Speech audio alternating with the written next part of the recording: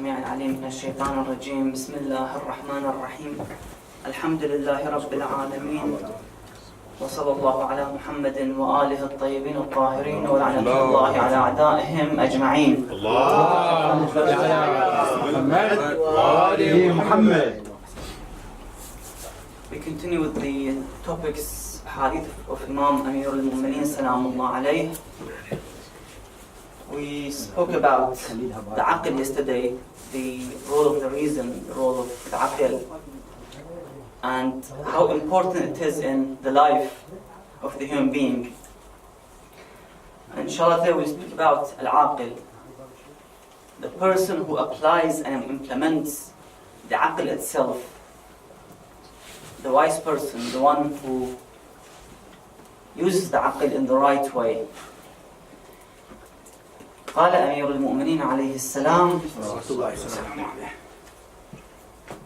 إن العاقل ينبغي أن يحذر الموت في هذه الدار.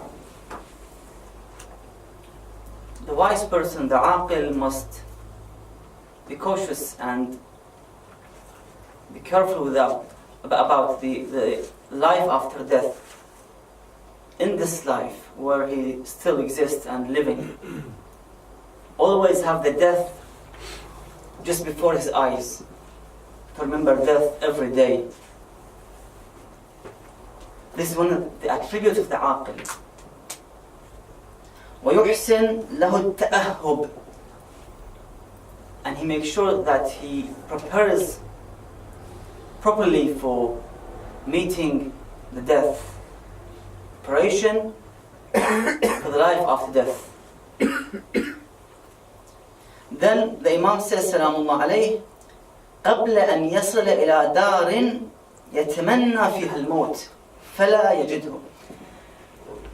Because when the person dies and he has a lot of na'udhu sins, unpaid loans to his brothers, friends, and so forth, حقوق الناس, حقوق الله سبحانه وتعالى, in that world, of course, he will be in trouble. So he asks Allah to basically make him die and ask the death in the hereafter, but he won't find it, because in the hereafter there's no death. There's punishment, na'udhu billah, or paradise and enjoyment. So make sure that we do not face this difficult moments, of course, everlasting moments in the hereafter, and to make sure that we prepare ourselves for a happy life in the hereafter. The preparations all here. The students of the college, university, school, they prepare themselves during the term time. When it's the exam time, they are, of course, ready for the exam and they pass it. But if they leave the preparations for the exam on the very last days of exams or month of the exam, it's too late. It's too much things to do, too much coursework and assignments to do. It's too much late. So make sure you prepare yourself beforehand. Next hadith, قال أمير المؤمنين عليه السلام: العاقل يطلب الكمال. The wise person, the aqil, he seeks the perfection. He looks for what makes himself, and he sees and he reaches the levels of those great people like Salman and Abu Dhar. He tries to learn how he could raise his aqidah, his knowledge about Ahlul Bayt Salamullah alayhim, his faith, the ahkam, the haram, the halal. He tries to seek knowledge to raise his levels of perfection, al-kamal. وَالْجَاهِلْ يَطْلُبُ الْمَالِ. On the other hand, those who do not care about seeking knowledge, attending the majalis, learning from the ahadith and the Quran, they only seek knowledge. They only seek to how to raise the money and wealth. They don't care about the source of this money, halal or haram. The Imam says they are jahil. They are jahil. They only think of how to make money and he spends all of his time outside home, comes back home, he doesn't care about his kids, where they come, where they go, what they become friends of. So the jahil is the one who doesn't care about his future life in the hereafter. He doesn't care about his ma'nawiyat and spiritual aspects. العاقل يطلب الكمال والجاهل يطلب المال. And of course, the aqil, the wise person, should always choose the best option. For example, shall I read this book or this book? You have to make sure you choose the best, gives more priority. Which book is the most requiring book that I really need?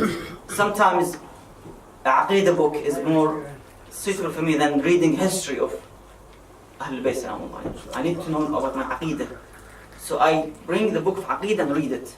Sometimes I have problem with my Masail Shar'iyya. I don't know what's haram, what's halal.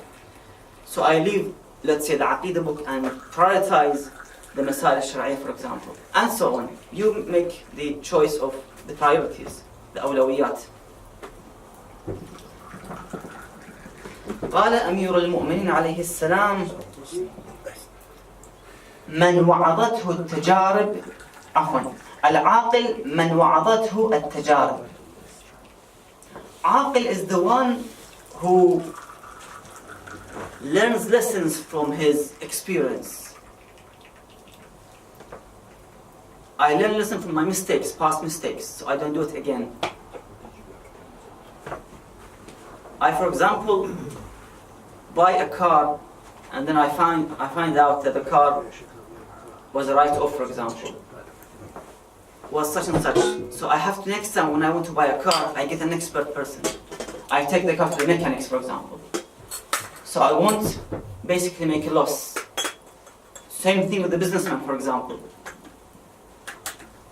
He opens a shop here which is not suitable for the Norwich community. Let's say he opens a hijab center with Islamic books and hijab and so forth in Norwich. Now this kind of business is not successful in Norwich. It is good for the London people, because the majority in London there are a lot of Muslims around that they can buy. So I won't do it again when I am actually going to open another business. I won't open such a business which is not successful. So we learn from our experiences, mistakes, tajarub, to make sure that we do not fall into again the mistakes and the wrongdoings. قال أمير المؤمنين سلام الله عليه العاقل من اتعظ بغيره. Now first of all we learn from our own mistakes and experience. Now I learn from the others' mistakes and experience. I drive in one of those built up areas and I see a car hitting a lamppost. A car went into a wall, someone's wall. So I learned lesson that I never drive in this built up area which is only 20 miles per hour. I don't drive 60 miles per hour because I will hit somebody or the lamppost or someone's house or wall. So I make sure that I learn from these mistakes of the others. And of course there's a qaida in the Islamic usul which is derived from the hadith لا ضرر ولا ضرار في Islam. If this speed is causing a real danger, then of course it becomes haram. Brothers, you mentioned that is it haram to drive fast? No, you can drive fast in areas that you are allowed to drive fast, but if it causes dangerous driving, as the law says, as the Aql says, it's dangerous driving. You will kill somebody, you will hurt somebody, you will actually cause damage to people's property. And that dangerous driving that will cause harm to others or to yourself becomes haram. Because the Aql says, don't do it, it's wrong. The Shar also will do the hukm that, yes, this is wrong, don't do it.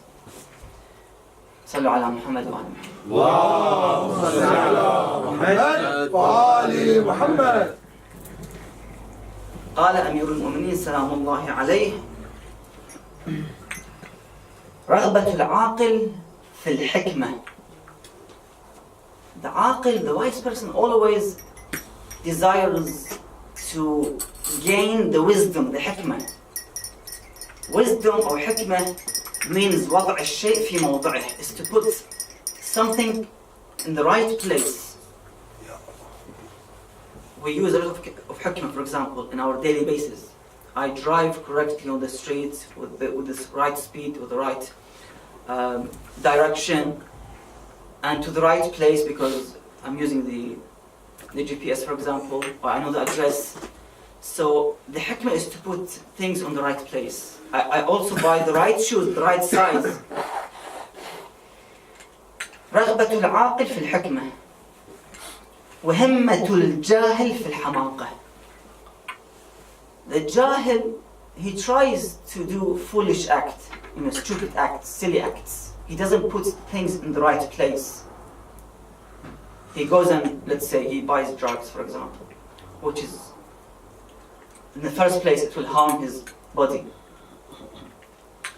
Or let's say he drinks alcohol, for example. Same thing applies.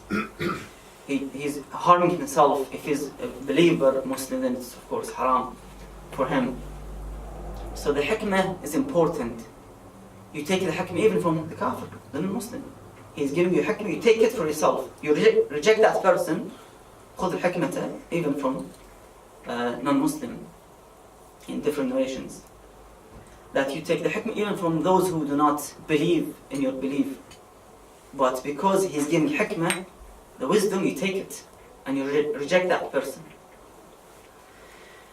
رغبة العاقل في الحكمة وهمة الجاهل في الحماقة. And of course we have to ask ourselves, how much hikmah we have applied in our life, wisdom, and how much, well, I say to myself, how much hamaqa and foolish I have done in my life. Sometimes we take the wrong decision. Sometimes, the screaming and shouting and bad akhlaq is some kind of hamaqa and foolishness. You're shouting, you're screaming, not in the right place, not in the right time, not with the right people, for example. قال أمير المؤمنين سلام الله عليه. Well, before I continue the hadith and say the hadith, we have different types of drunkenness and intoxication, because we all know that somebody who gets drunk is because of the alcohol and wine. But the hadith says no, there are different types of intoxications and drunkenness. It's not only to do with alcohol, so we have to be careful. قال عليه السلام ينبغي للعاقل أن يحترس. The aqil, the wise person, must be aware of من سكر المال, from the intoxication, من سكر المال, from the intoxication and drunkenness of money, of wealth. Some people, when they gain wealth, they have, let's say, millions of pounds, they get mad. They spend it on things which are useless, which are, even not worth to even take it for free. I mentioned a few days ago to a friend that someone went to one of those dolphin shows, and dolphins started to paint. They trained the dolphin how to paint on a board. So the dolphin painted some kind of paint, I don't know, it's just a scratches, I don't know. So they made like a bid, who will buy the painting of this dolphin, and somebody pays so much high price for it. Wasting the money on these things, because that person has money. He doesn't know what to do with it. So the money, the wealth will also cause sukr and intoxication. So be careful. Use the money in the right place, spend it in the right place. And they will ask the human being when he dies in the grave, وعن ماله فيما من أين أتى به وإلى أين أنفقه. Where he brought the money from, halal or haram, and where did he spend it? It's all calculated. There's حساب. وفي حلالها حساب. The halal you spend on will ask you about it. وفي حرامها عقاب. That's نعوذ بالله. The haram is different. So سكر المال, the intoxication of wealth, we have to be careful. You take the money, you spend it in the right place. The second one is وَسُكْرِ الْقُدْرَةِ, the intoxication and drunkenness in power. Those who lead the nations. We saw the sukur and intoxication of Saddam, la'anahullah. How he was arrogant, jabarut, taghiyah, tyrant. Dictator. He built over 100 palaces in Iraq where there were people who used to sleep on the concrete. No money, no food, nothing. This tyranny, this arrogancy will cause the person to be in a state of intoxication and drunkenness with the power. وَسُكْرِ الْقُدْرَةِ. And then he comes to us as well, especially the ulama. وَسُكْرِ الْعِلْمِ. Be careful if you know something, some hadith, some ayah, those who are scholars, be careful. There's also intoxication in those who know the knowledge, the ulama. Be careful. You have some knowledge, don't show off. Don't think yourself you're the best alim on this planet. Have ilm with tawadu, ilm and humbleness. Be humble. You're the best alim, but you must be the most humble person within your community. And that's what we see our ulama, mashallah. Zuhud, tawadu, all those attributes of a mu'min, of alim, mu'min, you find in them, in many of them, mashallah. So the alim, if he passes the red line and he became, feeling that he's something, then he will fall straight away. Shaitan is coming on every one of us. We are not infallible, so the shaitan will be staying away from us. The shaitan comes to the alim and to the jahil, both. وَسُكْرِ الْعِلْمِ وَسُكْرِ الْمَدْحِ. Someone is praised and he thinks that, well, he is the best person. Khalas, I'm praised by people. There's madh. So be careful if they praise you. Don't be too happy and joyful. Be humble. وَسُكْرِ الشَّبَابِ. The intoxication of those who are youth. Because in the time of the youth gains huge power in this age, 16 to 19 to 20. That he thinks he can do anything. So the shabab must take care of their situation. That they won't be affected by the temptations of the outside world. Yes, I can now drive, I can now have friends, I can now do this, I have some money now. Be careful, take it easy. This is sukr shabab, the intoxication of the age of youth. Be careful, don't go too much forward. Because you will harm yourself, you will harm your family, you will harm the society around you. So take it easy. We also have, of course, some people who are over 30, 40, they have also the feeling of shabab as well. Because there's some debates for the past few days about having the second wife. Alhamdulillah, no woman, we can speak more freely. So those who are really support having the second wife, sallallahu alaihi Muhammad wa